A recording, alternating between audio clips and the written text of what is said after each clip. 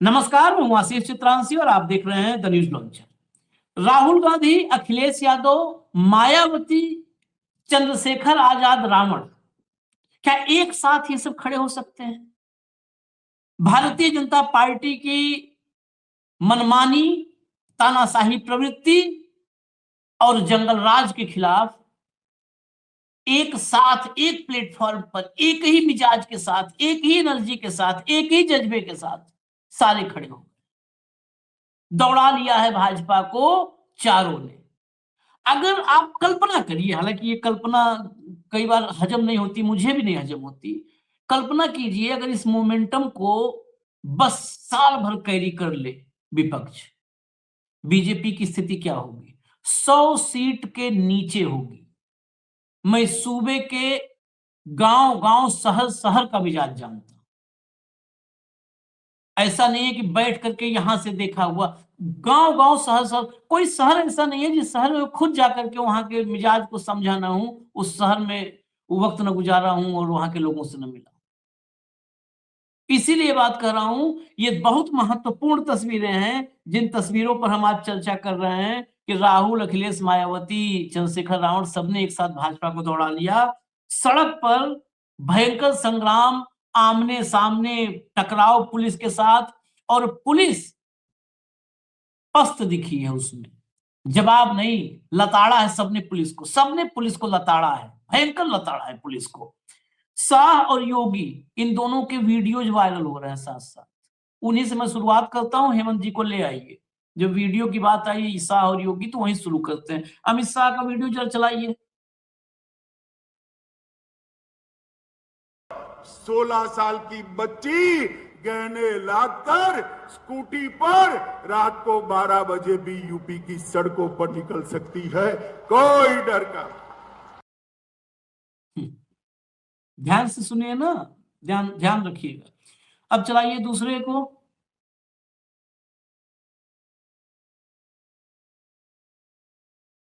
हम लोगों ने पहले कहा है कि कानून प्रत्येक नागरिक को सुरक्षा प्रदान करेगा, लेकिन राह चलती हुई किसी बेटी के साथ अगर किसी ने छेड़छाड़ करके उसकी सुरक्षा में सेंध लगाने का कार्य किया, तो अगले चौराहे पर उस ओहदे का इंतजार यमराज कर रहा होगा। उसको फिर यमराज के यहां भेजने से कोई रोक नहीं पाएगा। सुरक्षा में अगर कहीं भी थोड़ी भी सुरक्षा में कमी हुई तो पूरी सुरक्षा कर दी जाएगी। सलीम जावेद, अब दोनों बहुत बुजुर्ग हो गए। सलीम तो 90 तक पहुंच गए, जावेद अख्तर की भी बहुत उम्र हो गई है। स्क्रिप्ट में वो अब फिल्मों डायलॉग लिखवाना शुरू करिए इन लोगों से। डायलॉग में कहीं कोई कमी हो तो बताइए। काम में भले कमी हो, काम भले जीरो, डायलॉग में कमी नहीं होनी चाहिए, और नहीं काम में डायलॉग में कमी। अब जरा दिखाते हैं आपको तस्वीर। हम कुछ घटना अपने आप लोग समझ जाएंगे, नहीं तो मैं फिर बताऊंगा, क्योंकि हम चाह रहे हैं जल्दी जल्दी दिखाएं चीजों को जो है। तरफ तक वहां क्यों नहीं चला बुलडोजर? अगर मानने वाले मेरी बात सुनिए, अगर ये करते कोई मुस्लिम या कोई या अन्य जाति का कर देता, उसके घर को तेज नहज कर देते। आप अब तक कर देते बोलो, करा नहीं ये सरकार इन्होंने करवाया है। ये चमारा पर मोहम्मद बचला है, बात कर रहे हैं। ये बसपा के नेता थे, ये पुलिस वाले हैं सामने, हकला रहे हैं, जवाब नहीं निकल रहा है। कितना करोगे? जेल किसको किसको डाल दोगे? सबको जेल डाल दो, सबको पूरे देश जेल में डाल दोगे। अगला चलिए आगे। सरकारें तो आती जाती रहती हैं, इतने दबाव में काम मत करिए आप लोग, ऐसे काम नहीं चलेगा। बहुजन समाज पार्टी अब चुप नहीं बैठेगी। ये समाज इतना कमजोर नहीं है, बशर्ते ये कानून को मानने वाला समाज है। तो हम आपसे मांग करते हैं, लड़की को बरामदी कराई जाए और दोषियों को कड़ी से कड़ी सजा दी जाए। बहुत कठोर कार्रवाई। क्यों नहीं? उनके कहाँ हैं? उनके घर के दरवाजे क्यों नहीं तोड़े जा रहे हैं आज? कठोर कार्रवाई। सब जगह वो सवाल है, घर के दरवाजे क्यों नहीं, बुलडोजर क्यों नहीं ना। हालांकि अपडेट में आपको बताऊं कि खबर यह है कि लड़की बरामद देहरादून से किया है, लड़की को बरामद किया है, लेकिन उसमें भी अभी जो लेटेस्ट अपडेट थी, उस लड़की को जो पीड़िता है, उस बच्ची को उसके घर वालों से भी शायद मुलाकात नहीं अब तक हो पाई है, जो अब हमारी चर्चा करते करते या प्रोग्राम टेलीकास्ट करते करते हो जाए तो बात अलग है।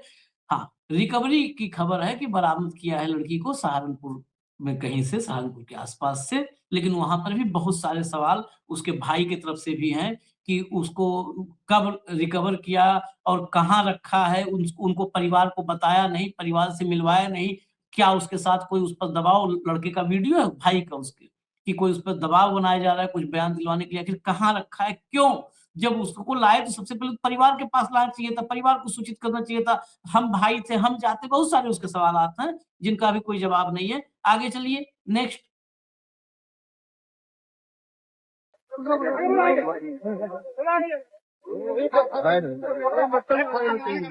ये नुकसानदायक हो जाएगा, कोई इतना हल्का नहीं, मैं एक फोन करूंगा सारे सड़कें बंद हो जाएंगी। इस तरह का व्यवहार मत करो।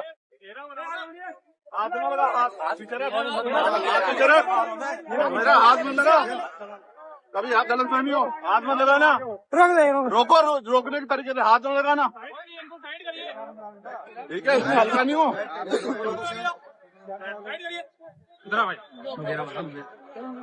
जैसे रोको, अगर हाथ लगाया कोई भी फिर अच्छा नहीं होगा। ये चंद्रशेखर दिल्ली से निकले कल शाम, तो इनको सब रोकने लगे, पकड़ने लगे, तो चंद्रशेखर ने भी, भाई जिसके पीछे समाज की ताकत है, कहा कि हाथ लगा दोगे तो फिर समझ लेना क्या होगा। एक कहते हैं ना कि कोई किसी के जख्म को मरहम नहीं लगा सकता, लेकिन बात करने, दर्द सुनने में हल्का हो जाता है। और यमराज जो है उसे कहीं और पहुंचा देगा, लेकिन यहाँ यमराज 52 घंटे सो रहा है सर, या छुट्टी पे है, इसका जवाब मुख्यमंत्री दें। डब्बे खाली रहेंगे इस बार, इसको जानना है पुलिस ने क्या किया। खून चल रहा भाई, अगर फिर लगा कि हाथ खाली है तो फिर संघर्ष जारी। नहीं, मैं कोई बहुत बड़ा कोई वो हूँ क्या जो मेरी बात से कोई डरेगा? भाई मैं तो साधारण सा आदमी हूँ, कमजोर वर्गों का एक अफसरों से बातचीत। देखिए, मांग पहले तो ये है कि परिवार से बातचीत हो जाए। एक कहते हैं ना कि कोई किसी के जख्म को मरहम नहीं लगा सकता, लेकिन बात करने, दर्द सुनने में हल्का हो जाता है। एक बार उनका पक्ष जान लूं, जनप्रतिनिधि उनका, तो पार्लियामेंट हो या सड़क हो, अपनी बात को रख दूं आप लोगों के माध्यम से। एक बार परिवार से मुलाकात होने के बाद मेरी डिमांड, देखिए मेरी डिमांड ये है कि उत्तर प्रदेश की हर बहन बेटी सुरक्षित होनी चाहिए। आप पीड़ित परिवार, एक सेकंड, क्योंकि मुख्यमंत्री ने कहा असेंबली में बोलते हुए, ये सुना होगा इन्होंने, मेरठ वालों ने, कि अगर बेटी का कोई अपमान करेगा तो हर चौराहे पे खड़ा यमराज, इधर सांसद जी, और यमराज जो है उसे कहीं और पहुंचा देगा, लेकिन यहाँ यमराज 52 घंटे सो रहा है सर, या छुट्टी पे है, इसका जवाब मुख्यमंत्री दें कि यहाँ 52 घंटे में यमराज जी कहीं सो गए, गहरी निद्रा में कुंभकर्ण बन गए हैं, या यमराज जी छुट्टी पे चले गए, इसका जवाब मुख्यमंत्री जी को देना चाहिए। या फिर वो सिर्फ रील बनवाने के लिए असेंबली में खड़े होकर कोई भी भाषण पेल देते हैं, इसका जवाब उनको देना है। वो कह रहे हैं कि हमने आर्थिक मदद दे दी है, आर्थिक मदद भी दे दी है, और संकी सोम कह रहे हैं आर्थिक मदद दे दी है, और न्याय के लिए हम खुद यहाँ बैठे हुए हैं, अब किसी को यहाँ आने की जरूरत नहीं है, राजनीति करने की जरूरत नहीं है। तो क्या आप राजनीति करने वहाँ जा रहे हैं? ठीक है, और कुछ कहना? आप भी कोई मदद करेंगे पीड़ित की? और कुछ कहना? आप कुछ मदद करेंगे? मैं तो जानना चाह रहा हूँ, आपसे कहना नहीं। मैं जो कुछ जवाब देना होगा ना वो प्रशासन से बात करके दे दूंगा। कौन क्या कर रहा है सब जानते हैं। आप जा रहे हैं? मैं आपको एक विश्वास दिलाता हूँ, मैं कपसाड़ जाने के लिए आया हूँ, लेकिन कोशिश कर रहा हूँ कि संवैधानिक दृष्टिकोण से मेरी परिवार से बात हो जाए, कहीं भी जाए। मैं आपको एक बात बताता हूँ, मैं कहना नहीं चाहता था, आपने जिक्र छेड़ दिया है। डब्बे खाली रहेंगे इस बार। कमजोर वर्गों के लिए, बहन बेटियों के स्वाभिमान सम्मान की रक्षा करना जानते हैं, हर आदमी के कैरेक्टर को जानते हैं, समय जवाब देगा, चिंता मत करो। हाँ, मैं कपसाड़ जाऊंगा, अगर परिवार की कहीं भी और भी मुलाकात हो जाए तो कानूनी प्रक्रिया फॉलो करते हैं, मैं उसमें सहमत हूँ। ठीक है, चलिए नेक्स्ट तभी चर्चा शुरू करेंगे, पहले के करके सब दिखा दीजिए। पुलिस के भाई मेरा पीछा कर रहे थे, मैंने उनसे पूछा कि आप कौन हो, क्योंकि मैं वो आदमी पे गोली चली, उनको रुकवाएगा तो पता लगा पुलिस के, तो मैंने हाथ जोड़ के ऑफिस बिठवाया। फिर आया तो वहां रोक लिया, गाजीपुर फोर्स लगा के, उनसे हाथ जोड़ कहा कि मेरी माँ की हत्या होगी, मेरी बहन गायब है, जाने दो। लड़ते रहे, एक ने मेरे हाथ में कोई लोहे की नकुली चीज चुभा दी। मैंने उनसे कहा कि यार ये तो व्यवहार अच्छा नहीं, कोई लात मार रहा है, कोई कोहनी मार रहा है, तो मैंने कहा कि यार पुलिस का मैं सम्मान करता हूँ, ये ठीक नहीं। बड़ी मुश्किल से गाड़ी में बैठा, फिर आगे फिर बैरिकेडिंग लगा दे, रोड क्रॉस करके गया। आप जानते हो मेरी हालत कैसी, पहले से मेरे पेट की हालत क्या, क्रॉस करके गया 8 फीट की दीवार कूद के, फिर आगे बढ़ा, फिर आगे पुलिस ने रोक लिया, गाड़ी बिल्कुल उड़ा दी, फिर भाग के दूसरी गाड़ी पकड़ी, वहां से फिर पुलिस ने आके बैरिकेडिंग कर दिया, फिर नीचे उतर गया, एक छोटा भाई है वो मिल गया, उसकी मोटरसाइकिल से एक गांव में गया, वहां से 2 मोटरसाइकिल और कैसे कैसे घूमता हुआ आ रहा हूं मुझे ही पता। और आप जानते हो मैं मोटरसाइकिलों का सफर नहीं करने की स्थिति में, लेकिन कभी कभी कुछ लड़ाई स्वाभिमान सम्मान की, मैं नहीं लड़ूंगा तो कौन लड़ेगा आप बता। सबका अपना वो हो सकता है, लेकिन यहाँ तो कुछ है नहीं ना, यहाँ तो जीवन ही उनके नाम है। आपसे आग्रह बैठे रहना, क्योंकि मैं नहीं चाहता कोई एक सवाल खड़ा करे, बस मैं ये नहीं चाहता। रविंद्र भाई समझा के बिठा कर आप इतना सा मौका दोगे, वो तो तैयार बैठे हैं कि आपको गलत साबित कर सकते, लेकिन आप एहसास करो मैं आपके लिए एक बात छोड़ के जा रहा हूँ वहां जाते हुए। क्या नाम है उस गाँव का? एक चुनाव सांसद कपसार नहीं जा सकता, एक चुनाव सांसद। ये शब्द आपके कान में और आपके बच्चों के, आपकी बहनों के, माओ के कान में गूंजने चाहिए जो मैं आपसे कह रहा हूं। क्यों कह रहा हूं याद रखना, एक चुनाव सांसद कपसार नहीं जा सकता। क्यों? क्योंकि कपसार पाकिस्तान में है, मेरठ में नहीं है। समय बदलेगा, मैं भी नहीं हूं, आप भी नहीं हो, और सब लोग भी नहीं। किसी का सूद सब उदाहरण नहीं छोड़ूंगा, ठीक है? संभालो।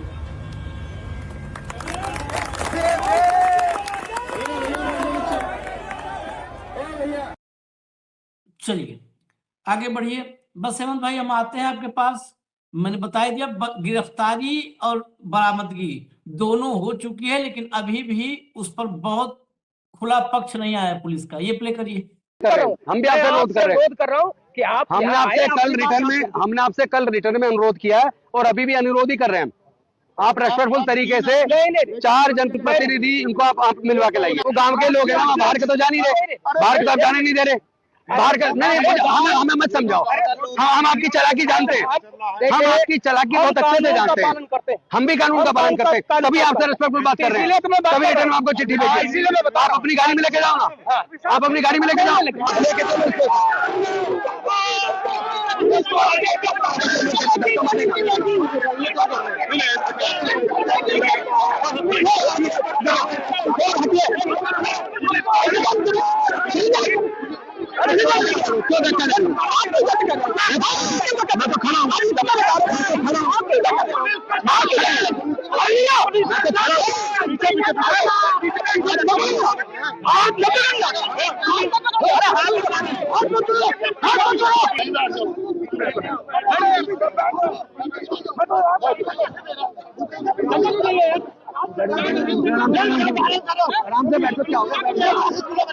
और एडवांस में चिट्ठी लिख रहे हैं, ये भी नहीं कि अचानक आके कोई घुस गए। और आपसे क्या कहते हैं, आप लॉ एंड ऑर्डर को मेंटेन करने में हम आपकी मदद करेंगे, बाकी सबको नहीं लेके जा रहे, आप कुछ 4-5 साथियों को लेके चलो। उन्होंने कहा जी आधे घंटे बाद लेके चलेंगे। आप थोड़ी देर इधर खड़े हो गए, तुम्हारी कोई जुबान है? अब आके आप कह रहे हो कि भाई नहीं जाने देंगे, क्या तरीका है ये? आप इसका मतलब आप सिचुएशन को एग्रीवेट कर रहे हो, मुलजिम को आप गिरफ्तार कर नहीं पाए और यहाँ अपनी ताकत यहाँ दिखा रहे हो हमारे ऊपर। हम लोग कानून को मानने वाले लोग हैं, तुम्हारी बात पर भरोसा कर रहे हैं, तो हमें तुम ताकत दिखा रहे हो।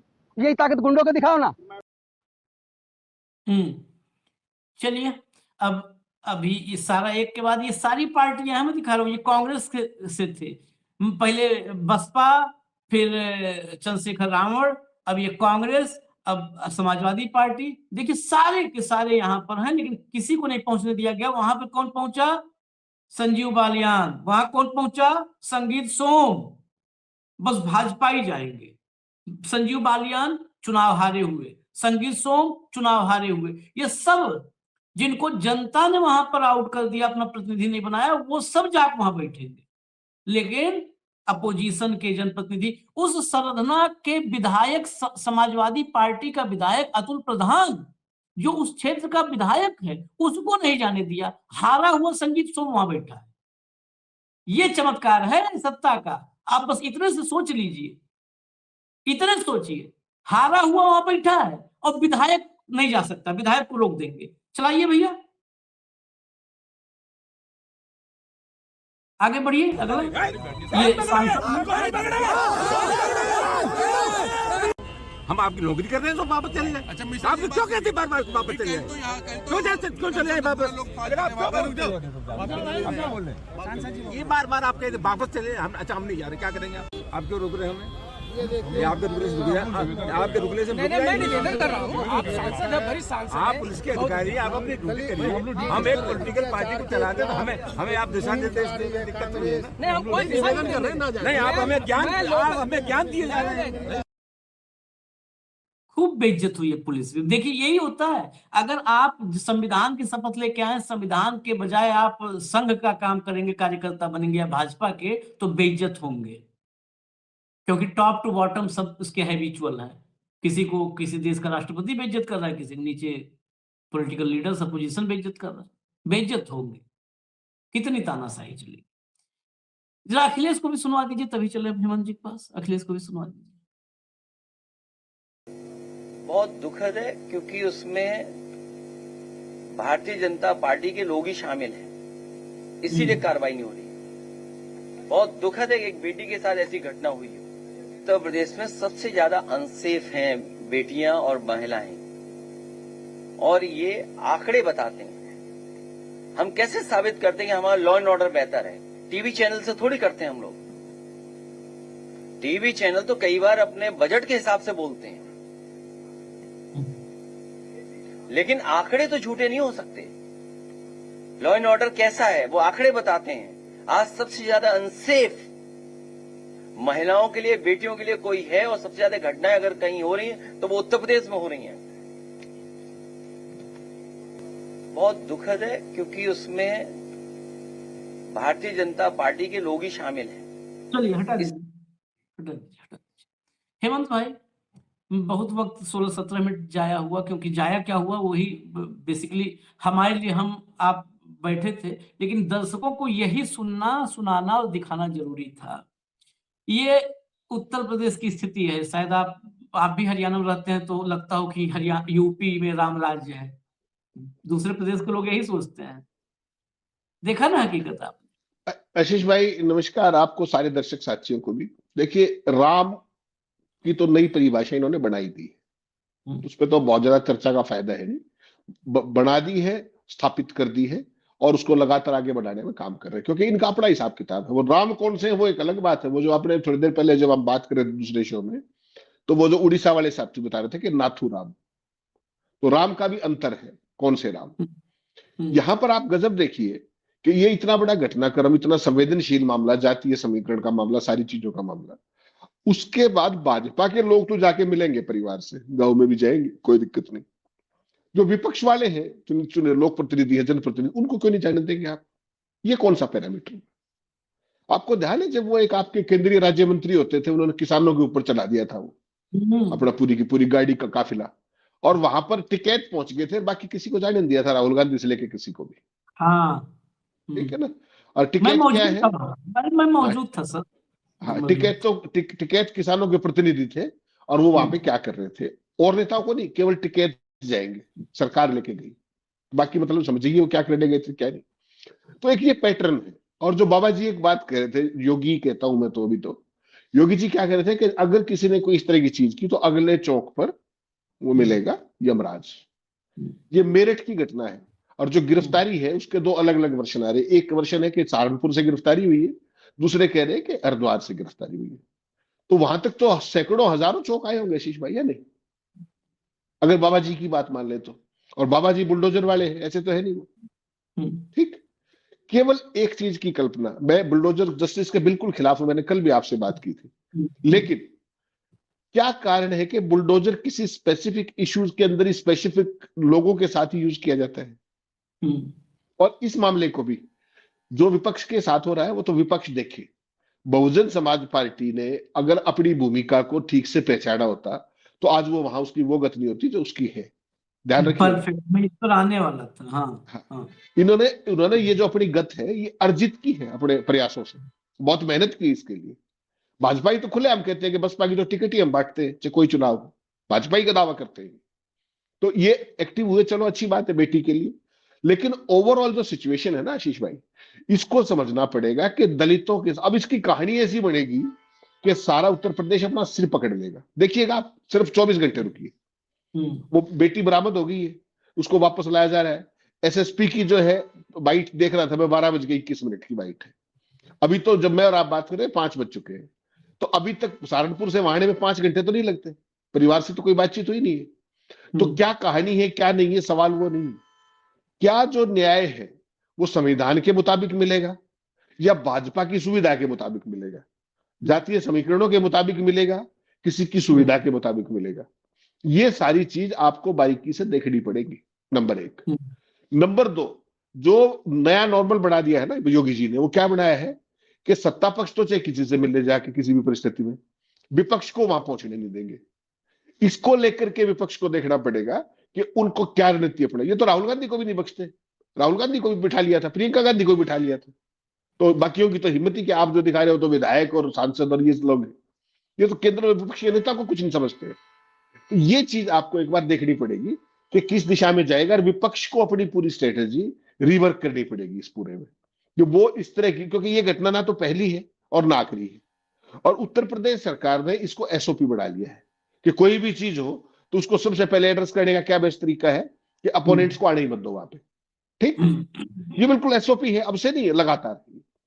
इस पूरी परिस्थिति को विपक्ष देखे कि कैसे क्या है, और जुडिशरी को भी देखना चाहिए इस मामले में कि भाई एक, हालांकि जुडिशरी की जो स्थिति है वो सबको पता है, आप भी कहोगे कि कैसी बात कर रहे हो, लेकिन ओवरऑल जो जब उत्तर प्रदेश के अंदर जो स्थितियां है कि you show me the man and I will show you the rule, आप चेहरा दिखाइए मैं कानून बता दूंगा। तो वो जो परिस्थिति है ये कितने दिन तक चलेगी रामराज के नाम पर कहना मुश्किल है, लेकिन परिस्थितियां जो है वो वास्तव में चिंतनीय है और चिंता करती है, खासतौर पर महिलाओं के लिए। अमित शाह का आपने बयान दिखाया, कितना जबरदस्त दावा था, देश के गृह मंत्री है भाई, जो आपने शुरू में दिखाया, और उस उत्तर प्रदेश में ये स्थिति है, कोई शब्द तो नहीं आया कहीं से। और अब जो स्टोरी आएगी इसके बाद, जब वो बरामद हो जाएगी सारी, इस कहानी का ट्विस्ट देखिएगा आप क्या आएगा। तो ये एक एसओपी बन गया है पूरे के पूरे उसमें, कि जो इनको सूट ना करे उसमें कहानी बदल दो। अब ये जो अपना अपोजिशन है ये इसको किस रूप में आगे बढ़ाएगा क्या है वो देखने वाली बात होगी। लेकिन ये उतने नहीं है, मैं इसमें इसीलिए जोड़ना चाहता हूं, आपने चर्चा कर दिया, कहीं ऐसा तो नहीं है कि बैलेंस के लिए कुछ लोग इसमें जो एक्टिव नजर आ रहे हैं वो समाजवादी पार्टी और कांग्रेस को बैलेंस करने के लिए उतारे गए हों? मेरा सवाल इसमें कोई शक मानते हैं क्या आप?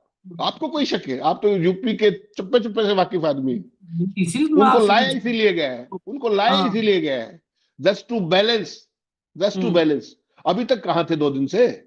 अब लगा कि वो लीड ले रहे हैं तो उठा करके बैलेंस कर दो, लेकिन उसमें एक चूक होगी। फिर अगर उनको जाने देते तो भी कोई बात थी, उनको जाने नहीं दिया तो वहां भी बैलेंस किया है कि आज भी दिखाने के लिए कि आज भी हमारे विपक्ष में ही है, हमारे सहयोगी नहीं है, हकीकत में वो सहयोगी ही है, ये मान के चलिए। अब एक खबर ना, मैं उत्तर प्रदेश पे आया हूं तो एक खबर और ऐड कर दूं, आपकी जानकारी में होगा, कानपुर वाली खबर। कानपुर में 14 साल की एक बच्ची अपने घर के बाहर खड़ी थी, स्कॉर्पियो से एक दरोगा निकलता है कि गश्त पे गश्त पे। अब अगर ऐसे दरोगा गश्त पे निकले तो आदमी को दरवाजा कुंडी सब बंद कर लेना चाहिए, फिर तो आपराधिक खौफ ही नहीं है, गश्ती दरोगाओं खौफ में जिएगा समाज। उसके साथ एक पत्रकार, कथित रूप से पत्रकार, आजकल पत्रकार तो भाई पत्रकार है, बैठा था, लड़की को घर के बाहर से उठा लिया स्कॉर्पियो, गए रेलवे ट्रैक के बाहर गाड़ी खड़ी किया स्कॉर्पियो, 2 घंटे तक वो चीखती चिल्लाती रही, सड़क पे भी इधर उधर घूमे सब, 2 घंटे तक उसको रौंदा इज्जत। आए उसको उसी हालत में उसके घर के बाहर फेंका, तो चले गए कि पुलिस वर्दी कौन क्या करेगा। रात ही में परिवार गया पुलिस चौकी, एफआईआर पहले तो नहीं किया, एफआईआर नहीं किया, उसी को डांटने डपटने लगे सब, कमिश्नर के पास मामला गया, तब एफआईआर हुई। एफआईआर पता है कैसी थी, मतलब वो धाराएं आप कल्पना नहीं करो। अदालत में गए, अदालत में जाने के बाद जज ने जब पूरी सुनी ना कहानी 30 मिनट तक, तो मामला ऐसा था कि ये पॉलिटिकल तो था नहीं कोई प्रेशर, तो जज साहब ने सुनने के बाद आदमी को 30 मिनट की पूरी कहानी जो मैंने मतलब देखी, वो जज भी एकदम हैरान रह गया। जज ने फिर लगाई क्लास एकदम, मतलब बहुत बेइज्जत किया हर जगह। उत्तर प्रदेश की पुलिस तो बिल्कुल बेइज्जती प्रूफ है, जैसे ईडी है ना, ईडी टाइप की हो गई है। बस इनका क्या है कि कमजोर आदमी, गरीब आदमी है, जो आदमी सत्ता को नहीं पसंद है उस पर इनका देख लो जोर। अभी जोर आप पे हम कभी दिखाना हो, देखो इनका जोर। सर्वशक्तिमान ये बाहुबली हो जाएंगे सब के सब, इसके अफसर सब। वो अमिताभ ठाकुर पर देखो ना आप जोर कैसे दिखा रहे हैं सब, अपने ही अफसर जिसको सलाम ठोकते थे सब, उस पे जोर दिखाए। और भाजपा का एक जो है, भाजपा के पार्षद का बेटा, भाजपा का अगर वैसे देखा जाए तो क्या है हैसियत, पार्षद है वो, प्रधानमंत्री तो नहीं है ना। बनारस में भाजपा के पार्षद के बेटे ने एक दरोगा को सड़क पर दौड़ा के पीटा, मारा। अभी इसी हफ्ते की बात है, मैं बहुत पुरानी नहीं बात कर रहा हूं, इसी हफ्ते भाजपा के पार्षद के बेटे ने दौड़ा के मारा दरोगा को, कुछ नहीं कर पाया। अमिताभ ठाकुर को रगड़ देंगे एक पार्षद के बेटे के सामने, इनके घुटने जो कटोरी है ना वो नहीं फेल कर जाती है, वो निकल के छटक के बाहर चली जाती है, फिर घुटने पे खड़े नहीं हो पाते सीधे। सब पार्षद के बेटा, भाजपा और भाजपा के खास इकोसिस्टम, खासकर अगर कोई जातीय इकोसिस्टम या मनुवादी इकोसिस्टम में है तब तो और उसकी ताकत और ज्यादा है, डबल है। ये कानपुर की स्थिति है। कानपुर में अब उसको ढूंढा जा रहा है, गोरखपुर तक ढूंढा है, सुनिए गोरखपुर तक ढूंढा है, अभी वो भी फरार है। अगला चौराहे पे यमराज खड़ा है। वो सही कहा चंद्रशेखर ने, वो जिस भी मोटिव मकसद के लोगों क्या है क्या नहीं है वो तो जाने, लेकिन लड़ाई में जो आता है मैं तो कहता हूँ ठीक है, सही कहा, यमराज छुट्टी पर। यमराज इन जो है पापियों, दागियों और सत्ताधारियों के लिए छुट्टी पे। अब इससे ज्यादा क्या एग्जाम्पल होगा, इससे ज्यादा क्या एग्जाम्पल होगा। 27 में अगर मैं कह रहा हूं ज्ञानेश कुमार भी फेल हो जाएंगे, हेमंत भाई, मैं इसी पे फाइनल कमेंट आपका चाहूंगा। अगर ये बात पिछड़े, दलित, वंचित, शोषित समझ पाए, और जो मैं कह रहा हूं ना कि ऐसे ही छोटी सी घटना से मोमेंटम हो जाता है। इन्होंने अच्छा ये देखिए वही है कि पैसा बांट दो 10-5 हजार रुपए, हाथरस से लेके एनसीआरबी का जो डेटा आया है, लेटेस्ट डेटा, दलितों पर अपराध के मामले में नंबर 1 पर है उत्तर प्रदेश। दलितों पर अपराध में नंबर 1, महिलाओं में पर अपराध में नंबर 1। बस खाली एक काम करना है कि अपोजिशन इन बातों को जनता के दिमाग तक पहुंचा पाए, उसके भीतर से वो नफरत का जहर थोड़ा सा साइड कर पाए, बस इतने काम है। 27 इससे नहीं अफेक्टेड होगा। आशीष भाई, ये सब इतना आसान नहीं है, कहने में बड़ा आसान लगता है। जब सब कुछ आपके साथ खड़ा हो जाए, सत्ता पक्ष के साथ, अपोजिशन को तो कोई स्पेस चाहिए ना, कहीं तो सांस लेने की। मौके पे आप आने नहीं दोगे, मीडिया आपकी कवरेज नहीं करेगा, सरकार अपने हिसाब से प्लांटेड स्टोरी चलाएगी, तो अपोजिशन करेगा क्या? वो भी तो एक पार्ट देखना चाहिए ना अपने को। आपने जो पुलिस की बात की ना आशीष भाई, वो बहुत महत्वपूर्ण सवाल है, और उसको मैं बहुत ही एक जर्नलिस्ट जिसने 0 से कवरेज शुरू की थी, हाईएस्ट लेवल तक कवरेज की है, उस तजुर्बे के साथ आपको एक बात कह रहा हूं। ये जो बेसिकली आशीष भाई क्या है, पुलिसिंग जो है ना, पुलिस बेसिकली जन सेवा का माध्यम है, लोगों को न्याय दिलाने का माध्यम। लेकिन ये जन सेवा की बजाय अगर गवर्नेंस का इंटीग्रल टूल हो जाए, तो वो होता है जो उत्तर प्रदेश में हो रहा है, वो होता है जो पूरे हिंदुस्तान की भाजपा शासित राज्यों के अंदर हो रहा है, और केंद्र के अंदर भी हो रहा है। केंद्र अपने पैरामिलिट्री को बुला लेता है, स्टेट्स अपने पुलिस को आगे रखती। कोई बड़ी से बड़ा फेल्योर हो जाए, कभी भी स्वीकार करते ही क्या? आगे पुलिस को खड़ी कर देते हैं। पुलिस आपकी गवर्नेंस का टूल नहीं है, लेकिन दुर्भाग्य से उसको गवर्नेंस का टूल बना दिया गया है। वो लोगों की सेवा के लिए रही ही नहीं, अब वो राजनेताओं की मनमर्जी को एग्जीक्यूट करने के लिए है। ग्राउंड लेवल पे कौन जाएगा, कौन नहीं जाएगा, कौन कहां तक जाएगा, किसको सुरक्षा मिलेगी, किसको नहीं मिलेगी। एक व्यक्ति फजूल का आदमी जिसके ऊपर कौवा भी वो नहीं मारेगा उसकी चोंच, उसके ऊपर 20-20 लोगों की सिक्योरिटी दे रखी है, हारे हुए लोगों की सिक्योरिटी दे रखी है, पता नहीं क्या क्या कमांडोज दे रखे हैं। मैं हरियाणा की बात कर रहा हूँ, पूरे देश की बात कर रहा हूँ। मोहन भागवत साहब के पास आपको पता है कौन सी सिक्योरिटी है? Z+, ठीक। आरएसएस हेडक्वार्टर के पास कौन सी सिक्योरिटी है? एनजीओ है वो। और इसकी लिस्ट निकलवा के देख लीजिए, आपको पता लग जाएगा पुलिसिंग का क्या हाल है, ठीक। तो पुलिसिंग को जब आप गवर्नेंस का टूल बना लेंगे, जलवा दिखाने का टूल बना लेंगे, तो पुलिस फिर क्या करेगी? कानपुर वाली घटना करेगी। आपने कहा ना दरोगा, जब दरोगा सारी चीजों के अंदर टूल होगा तो वो क्यों नहीं करेगा? आप बता दीजिए। सारी चीजें करवा रहा है ना, वो सुनिश्चित कर रहा है ना, तो फिर खुद भी करेगा इस चीज को जिस दिन।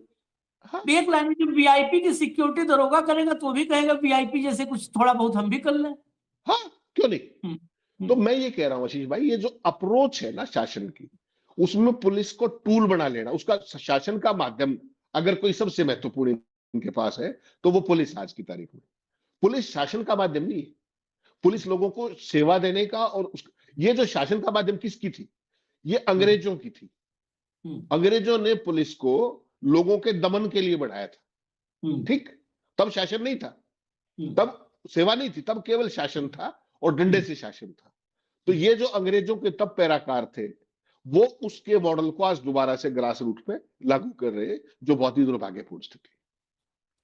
चलिए इजाजत दीजिए, लेकिन देखें, दर्शक देखें, इस देश के लोग देखें, आवाम देखें, समझे कि क्या हो रहा है और कैसा रामराज है। अगर मुझे पूरा यकीन है, अगर साक्षात प्रभु राम होते तो रावण का जैसे उन्होंने संहार किया था, उससे बड़ा कोई युद्ध छेड़ते, उससे बड़ा। क्योंकि उस वक्त तो एक मां सीता का हरण हुआ था और मां सीता के चरित्र पर, मां सीता के दामन पर रावण ने हाथ नहीं डाला।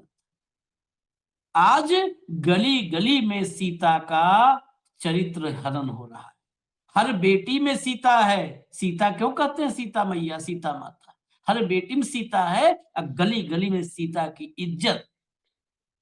ये सब खिलवाड़ कर रहे हैं, उससे चरित्र हनन हो रहा है, चीरहरण हो रहा है। तो सोचिए, राम होते तो क्या करते? फिर बताइए, राम कहाँ है और रामराज कहाँ है? इजाजत दीजिए। धन्यवाद हेमंत भाई, बहुत बहुत धन्यवाद। नमस्कार।